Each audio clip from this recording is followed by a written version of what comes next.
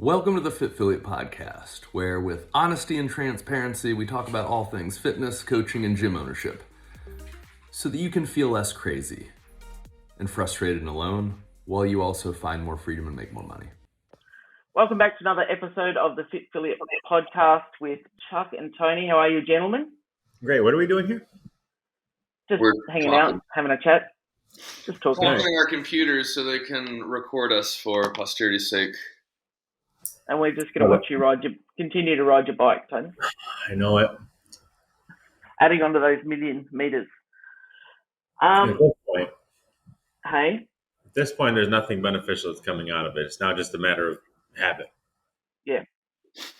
All right, guys, I thought what we were talking about today is a topic that I've seen rumbling around on the grams lately, is about coach development and growing and developing your coaches versus having, a group of people that just cover classes so you don't have to as an owner.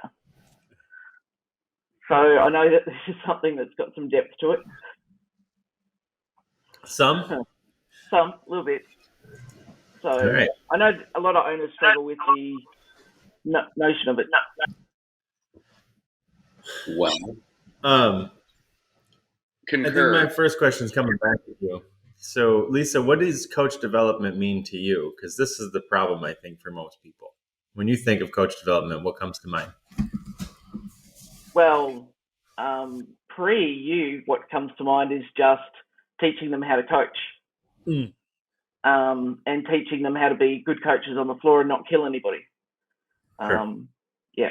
So in the reframe actually of that, developing them as humans. Not even teaching them to coach, but really it's teaching them to instruct. Yeah, pretty much. You just, teaching them to keep people safe and hope that nothing goes wrong. Yeah. And so that's like the foundational issue, is that like we can't have appropriate coach development if we don't understand what it means to develop a coach.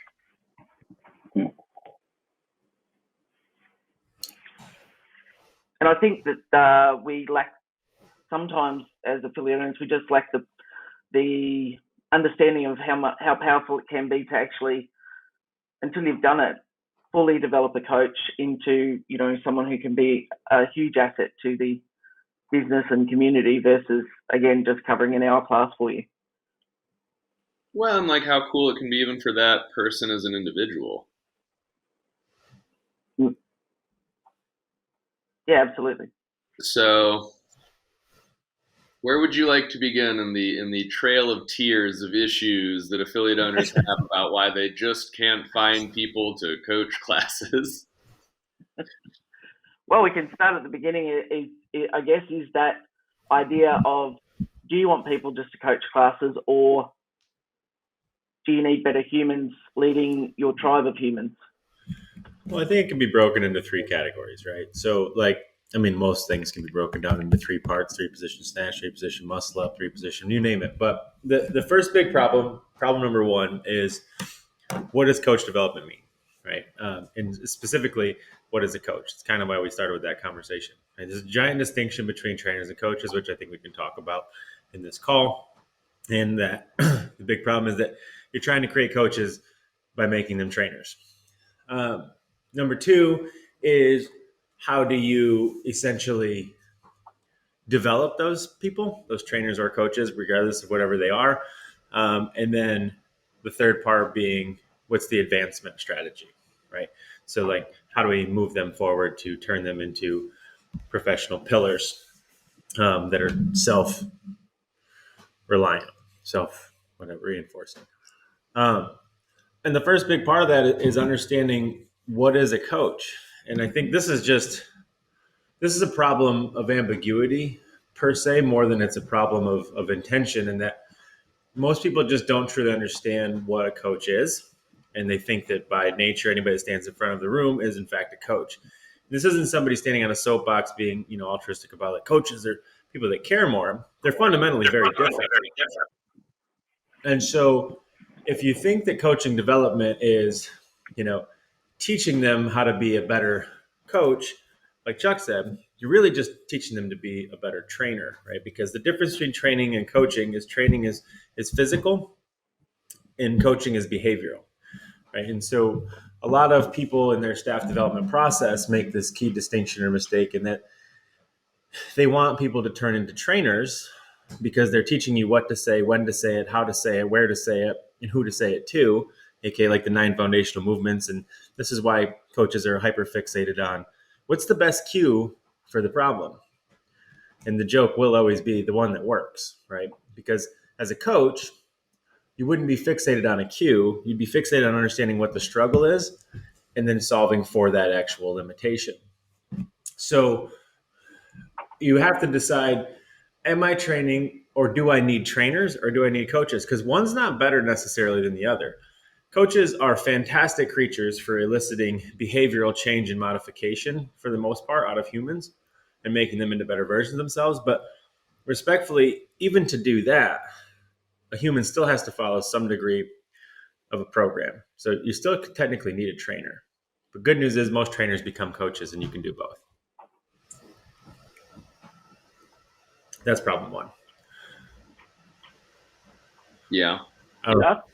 I think the problem that precedes that one is, so we're assuming that we've made it far enough that hey, we're wanting to and needing to do coach development because we've recognized that there is a gap in the skill and they could be better at the role in the craft. How many gyms would you venture to guess have enough staff that piece of scarcity isn't the primary driver of how they think about handling coaching and coaching development?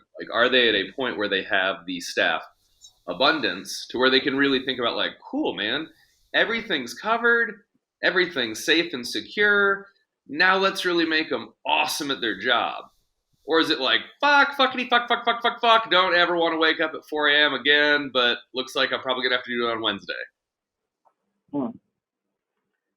It tends to, when people can think about coach development, I've just had 3 coaches leave, I need more, I'm just going to get some people on the floor. And it comes out of that scarcity of staff. And so it's so is it that we've really got a problem with coach recruitment before we look at a problem with coach development? Probably. But that's probably a different chat for a different day. But a lot of the problems are layered because at that point you're solving for the why. Why does this problem exist? Whereas even in Tony's example, a lot of developing instructors and trainers and early on coaches, they just want cues. They have these cue libraries that are fucking enormous. It's like the bookshelves behind me.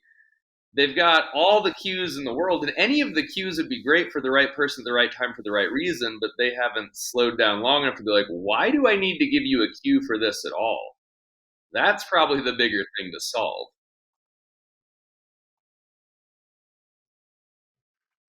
Yeah, I mean, we've talked about this, I think, on this podcast where it's definitely come up in coaching calls with the clients, but we've all fallen into that same coach's journey, right? That same trainer journey where you go to your L1 and you come out of it and you're just fired up, right? You're now armed with the 9 foundational movements and you cannot wait for the first person to come across your path so you can just vomit those words all over them, right? And then inevitably you find yourself doing exactly that. You vomit all these cues all over them and it doesn't go well. In fact, it goes quite terribly. And then at that point you're like, wow, this was not how I envisioned this going because it's not how it went in my L1 over the weekend or et cetera. I need to get better. And instead of understanding the limitation, you go after more information. And while information can and probably is a big problem for most people, there's an entire industry that exists out there just to do that for you, right? You don't need to do coach development in terms of information retention and whatever administration. The L1, the L2 is perfect. You're never going to be better than a red shirt. Don't try. The SMEs are perfect. You're never going to be better than the subject matter experts in the specialties. Don't try. If there's a limitation in terms of information, send them to the source. But what you need is their ability to disseminate that information to your classes and do so better. And that is where the fundamental breakdown comes from. And it's not from a lack of information. If you pass your L1 in your test, like, you clearly know enough to be effective. You just aren't good enough at understanding what the limitation is to elicit a response and a change. And that's the transition from trainer to coach, right? And so all of us who have been through that, you get 4, 5, 6 years later, and you find yourself, you're not even remotely worried about the cues. You still love the 9 foundational movement, but you look at them as a reason or as a way to solve problems instead of the why it is a problem in the first place. Mm. Yeah. And I mean, it's a big everybody has a vested interest in being able to. So, like, we have moved into an information economy whereupon knowledge and expertise are monetizable and transactable, but this entire fucking industry is drowning in information and starving for wisdom. Nobody needs a single piece of fucking business advice because, like, YouTube exists. You can go and watch, like, Tony Robbins and Warren Buffett and Elon Musk, like, tell you how to get your fucking business on. You can have, like, Russell Brunson and Dan Kennedy tell you how to market. Like, it's not information, it's application and implementation. And so we've got, like, hey, knees are in, we need them out, we need to figure out why that happens. And that still comes down to, like, more of a trainer coach fixing role. But the bigger piece, and I think what kind of ties a lot of the conversation together, is most of the struggling coaches and struggling owners don't really know what any of it solves for in their gym. Like, what is the grander purpose? Yeah, we know. Fitness makes people's lives better. Got it. Fucking unavoidable. Like, everybody has checked that box. Everybody needs community. Everybody needs, like, an hour of a day to, like, feel heard and acknowledged and understood and to work on themselves. But, like, to what end? When this magic wand does work, what is the world that exists on the other side of this going correctly? And if we have a tribe and a community and leadership and the operators all in alignment on that, then my guess is that the coaching development would solve for itself. I mean, that's like problem number 2, right? Like, so now that we've defined what is a coach versus what is a trainer to some at least degree, quickly at least. Now the question is, like, what is coaching development? And it's really specifically, do I need to do it, right? Because, like Chuck just said, it kind of solves for itself. And so a lot of us are fixated on coaching development because it's just low hanging fruit. It's the thing for you to it's leads, right? Like, I need more leads and I need to do coaching development because those are they're obvious. In any given situation, if you can improve those 2 things, for sure something favorable is likely going to happen. So we tend to fixate on it with no real objective necessity, right? And so if the first question is, what is coaching development? And we can talk about what that looks like, but really the question is, do you need to do it? So by what metric are you deciding that coach development is in fact a weakness in your business? Generally speaking, yes, everybody could get much better at it, but is it inherently a problem, or are you making it one? Therefore, are you expending a lot of energy and resources on it versus the other things that are gigantic problems in your business? Right? If you ain't got no business, you ain't got no fucking coaches to develop. Right. And so, if your classes are going well, I wouldn't suggest that you have a coaching problem. But if your utilization rates are low, you have a coaching problem. And there's a big difference between class attendance and utilization, right? So, like, lots of gyms find themselves in this problem where they want to do more things for their people, nutrition or whatever, challenges, et cetera, whatever those things may be. But, like, people don't want to take advantage of it, right? Because, like, they're like, why don't people want to do this? And so their utilization rates are low. And we no doubt know that, like, the more people utilize your services, the more value they're going to derive from those services, and the better off their life is going to be. They'll be unrecognizable. And then, in theory, that should bring more people in the door, both by referral and obvious awareness. So the first big problem is that people aren't coaching, meaning they're not having conversations. And so to develop coaching development, really what you're teaching those trainers to do is to stop talking and start listening. And that's really truly what coaching development is for most affiliates and what they're after. It's not like class review and watching you coach and all those things, although those things are vital and they're important, but, like, those don't go wrong as much as you think that they do. What goes wrong is that nobody's having effective conversations. And they're not doing it. And it's very hard to do in a class of 20 and 30 people, no doubt, especially if like it's not a hyper point of focus for the person who needs to do it, right? It's very easy to just throw out the word good and then just move on to the next person. You have to understand the limitation, and that requires conversation. And so generally the guidance is looking at what comes before. So if we're assuming that like we've identified through some form or fashion that like we need to have better coaching going on based on what's happening in coach client interactions in classes. Cool. Like we've determined that that is a valid, legitimate thing. What precedes that in the relationship? Like what precedes that in the relationship with the client and the business? What precedes that in the relationship with the coach and the client? Do we have some type of consultation? Like, do we know what that person's actually trying to get out of this coaching interaction at all anyway? Because if they're looking for fucking weight loss and you're trying to get them to go to Worlds, like, ooh, we've got a little bit of missing congruence here. And so like, there's a lot of pieces that get blamed on coach development being the issue, but dude, I've been around this 15 years, man.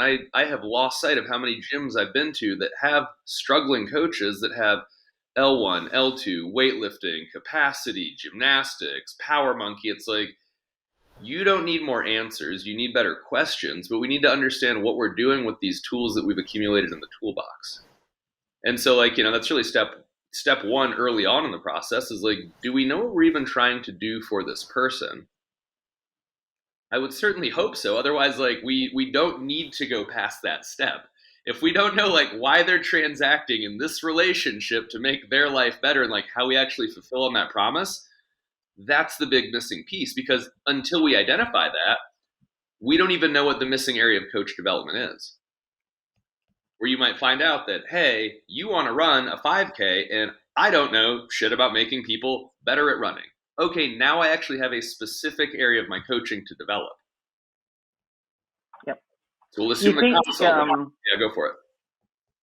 Yeah, I was just going to say that when some people, like you drag a member out of off the floor, say, hey, you're really good at moving. Are you interested in coaching? That they come in as a trainer basically, and then they're not prepared to have those further conversations or don't know the importance or why, because even maybe the owner doesn't know the importance or why. Or repeat successful actions in some form or fashion, right? If I did exercise and I moved really well and that advanced me to coaching in the gym, what is the story that we have built as a culture, a community, and as a group of individuals about like how you earn the role of coach and what that means? So is coaching about like helping other people or about moving well? Yeah. But like, so I think sometimes that gets lost.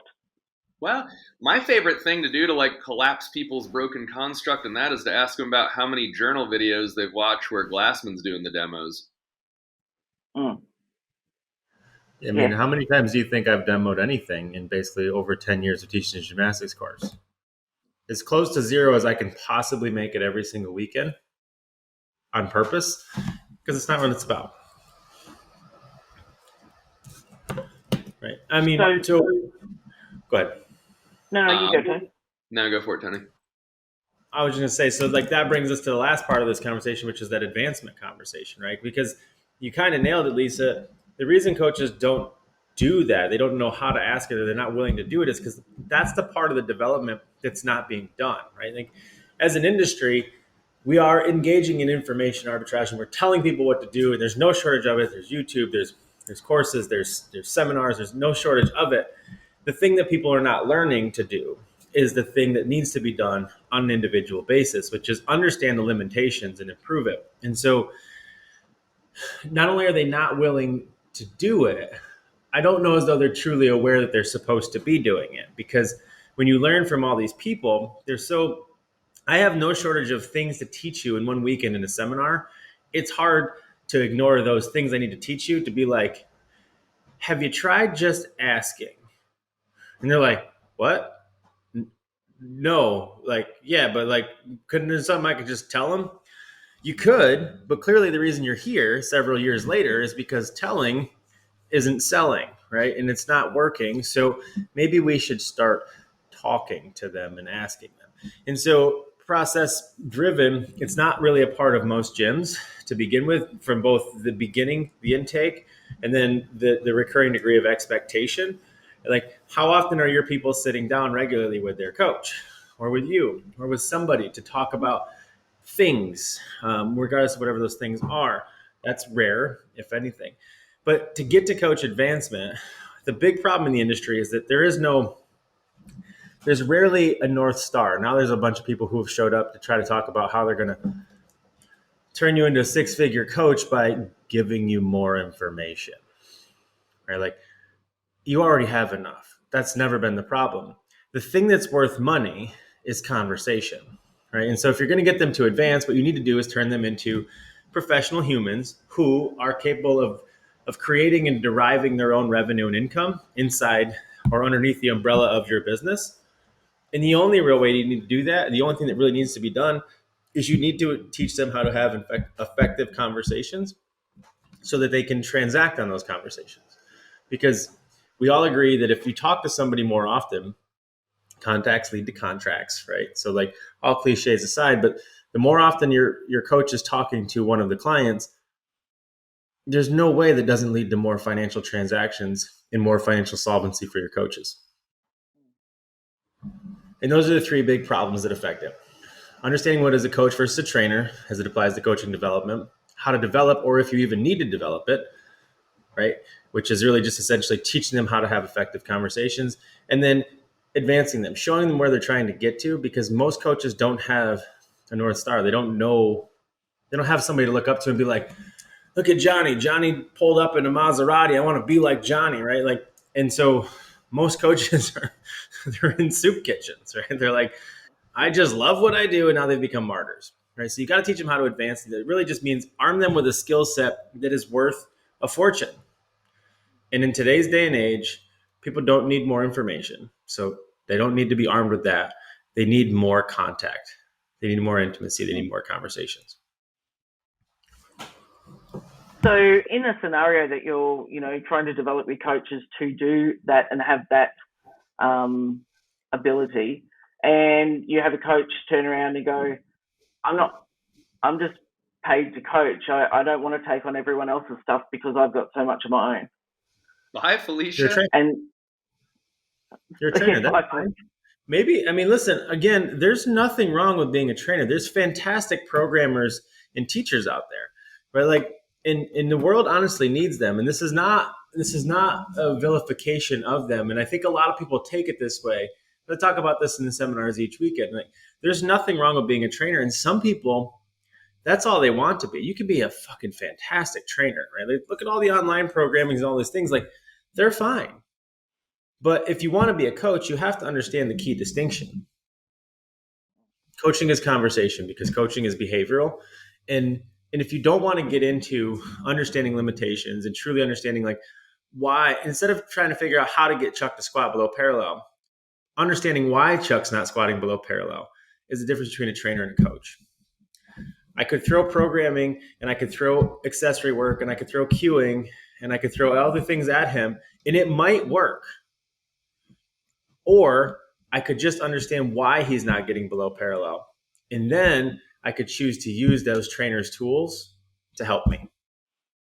That's the difference. CrossFit has been free forever. Ever. The training is done. It's literally done. What's not free is coaching. And this is why CrossFit gyms end up with such a big problem, because they staff their coaches with trainers and understand why they're not creating any loyalty, and how they've become a commodity, and how they can't create any value, and then they end up racing to the bottom of their ACV. Training is just always available. Look at YouTube. Look at online programming. Look at .com. All those things exist, and they're free. Coaching's not, because you got to talk to somebody to do that. And it's really the next layer in that relationship. So it is possible, as in your affiliate, to have a couple of trainers as well as a squad of coaches like you.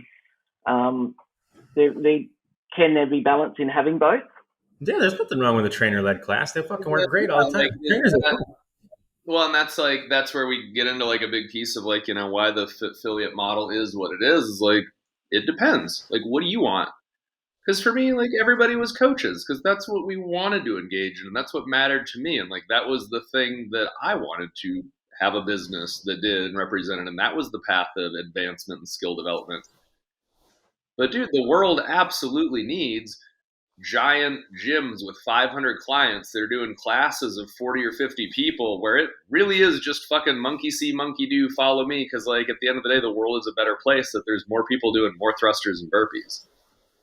I mean, are you trying to excite them or inspire them? That's really the key distinction, right? Like energy excites, charisma is inspirational, right? And so like, and charisma requires conversation. You can't, you can see somebody who's charismatic kind of floating around the room, but like, until you actually talk to them, they're not going to inspire you.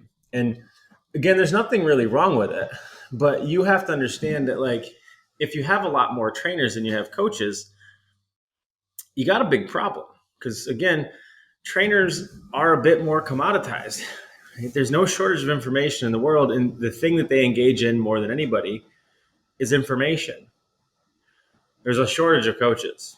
And so I personally am with Chuck in this regard that like the single greatest part of owning an affiliate or coaching in an affiliate is the conversations that can happen, right? And like I, like many people too, also got caught up in training because it's very easy to get distracted with the what's and you forget it. But like you go back to, and if you think back to, and if I think back to, my decade of affiliate ownership, I don't think about any of the workouts I ever did. I don't think about any of the banded ideas I came up with or whatever other solutions to the problem that I could come up with for somebody.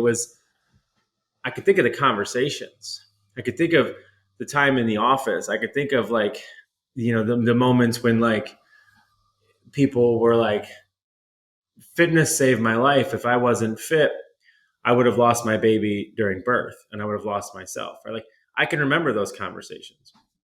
And that's the point, is that you can create trainers pretty easy. It's not that hard to do, but like the most fun thing to do is be a coach because it's the most valuable, it's the most validating. And people don't come to work to go to work, right? They come to work to be a part of something. And if you're not giving them the ability to engage with humans and create relationships and conversate on a regular basis, I'm going to ask you what they come to work for. Because if it's just to train and get a paycheck, I won't be surprised when they go train someplace else with nicer equipment and bigger spaces. It's got a sauna for the same or a bigger paycheck. And you shouldn't be shocked either. Talking about the concept that you mentioned about, coaching is, more valuable, expensive. Out in the marketplace where, people are trying to attract leads and the perception of people want to come in and just do a class. This is all, I don't want to talk about my feelings. I don't want to talk about stuff. I just want to come to a class. And then having a model where, you're providing more coaching and having people understand the value of that can be the gap in. And if some people struggle with that and they go, I'm just going to go back to teaching you how to squat. That was easier than trying to draw you out of this conversation about where you're at and why you're even here. People don't buy what you do. They don't buy what you do. They buy why you do it. Right? And so this is a very common thing where people think that they need to. We have a client internally. It was great. And like people are transacting for hundreds of dollars on a regular basis. And it was brought to their attention that these people aren't taking advantage of the things that they're paying for. And I think that that's a big problem. And the reality of the situation is, after digging into it, it's actually not a problem at all because they don't care about what you do. They care why you do it. What they paid for wasn't the features and the services that you were going to tell them about and sell them on. What they cared about was the identity that you conveyed to them. And so as it applies to conveying and engaging in new business, people don't care what you do. They care why you do it. And so for a person who comes in, sure, they have lots of expectations about how it's going to go because they've probably had some degree of experience at failure before. But like when they come in and it's a uniquely individual experience and it's completely disarming to them because they had no idea what to expect, as long as they leave there with trust, that's all that matters. And that's much easier to do in a conversation than it is if you just recite your product list. Well, And that's been a big shift in my thinking and the conversations I now have with my coaches since, working with you guys around that space. It's not sitting there rattling off everything that you do and having coaches just recite everything you do. It's teaching them to have those conversations. Yeah. Well, and like the conversations aren't like really that hard or crazy or unique. It's just that I think for a lot of people, it's probably easier to think about, like, do we run into a lot of coaches or a lot of aspiring coaches that find out that like coaching is harder than just instructing, and they're like, I don't like it, turn it off. But do we have a moment to just reflect and be like, what did your first 100 snatches look like, stupid? Like, if you're here because you give a shit about helping other people, and you're also here because you like an environment where people like us do things like this and we try to grow and get better, I don't really see what the issue is. Do you get to improve your own skill set, and does somebody else benefit from it? Yeah, the reason you don't like it is because you're not good at it. That's pretty fucking normal. Yeah, I mean, generally, I wouldn't ride a bike if I was going to fall off it all the time. But there's an ethical obligation that exists in it. And this is kind of a ranty piece of it. But if you transact financially on the behalf of and the belief of coaching and providing coaching and offering coaching, because you decide to open your mouth and tell them what you're going to do, and you're going to offer coaching and you're going to offer accountability, and you're going to offer all these things, you better coach them, because that's a bigger risk than anything else is. Because if you don't do that, then you're a liar. And that I have a hard time with industry wide, where a lot of people want to transact financially for coaching, but then train them and then be completely dumbfounded when people become wise to it and they move on to someplace else where they can trust them more. Because here's the thing. All humans are full of shit, and we're all aware of our own bullshit, right? We're just giant walking skin bags full of our own bullshit. But the reality is that we're also aware of that bullshit. And so when I pay somebody, and Lisa, I know you're smirking because you have been on the other side of this. When I pay somebody to hold me accountable and care about me and to coach me and to improve me, and they don't call me out on my shit that I know full well is very visible and obvious, I'm not going to say shame on myself. I'm going to say shame on that person that I'm paying, because I'm like, Jesus, like, you don't even care about me. I'm visibly getting worse over here, and you're still taking my money. And then it's over. The trust is done. At that point, they're consistent with, and they only want to be trained. They don't want to be coached anymore. But if you got a client in the gym who's paying you, and you're supposed to be his coach, and you're holding them accountable, and you see that they're coming to CrossFit 5 days a week, but they're still gaining weight. You mean to tell me that they don't know that they're gaining weight? They know they're gaining weight, right? We all get naked in front of the mirror every morning, right? Like, are the lights on when you're having sex, or are they off? Because if all of a sudden after 2 years of CrossFit, the lights are starting to be off when you're having sex, that's a gym problem. That's not a you problem. And so if you don't pull that person aside and say, hey, Chuck, listen, I know you've been working out a lot here, but like, nutrition is clearly becoming an issue for you. How can I help? Instead, you become the asshole. And I get it, because you don't want to be the asshole. No one wants to be like, I don't want to tell them that they're getting fat, but like, they know they're getting fat. They know that you know they're getting fat. And if they're paying you to hold them accountable and you're not telling them that they're getting fat, well, then you're just taking their money. And that's not okay. Well, and like, so it doesn't have to be as visible as that. And then, like, part of where it becomes a struggle of a conversation is because it's not aligned to a grander why. Like, does the food that we eat have a dramatic impact on our ability to be more or less healthy? And like, which has a greater impact to all of the people that you share your life with? Like, the one workout you do 1 hour a day somewhere else, or like every fucking snack and meal and drink that exists inside your home for the other 23 hours that you subject all your friends and family and loved ones to? So if we really do like actually care about the mission in the way that we like to pretend that we often do, like, you don't have another choice. There's a moral obligation to be like, hey, this is a struggle. And because this is a struggle for you, I know it's a struggle for other people that matter to you. And so this probably matters a whole lot more to figure out than getting your knees to go out.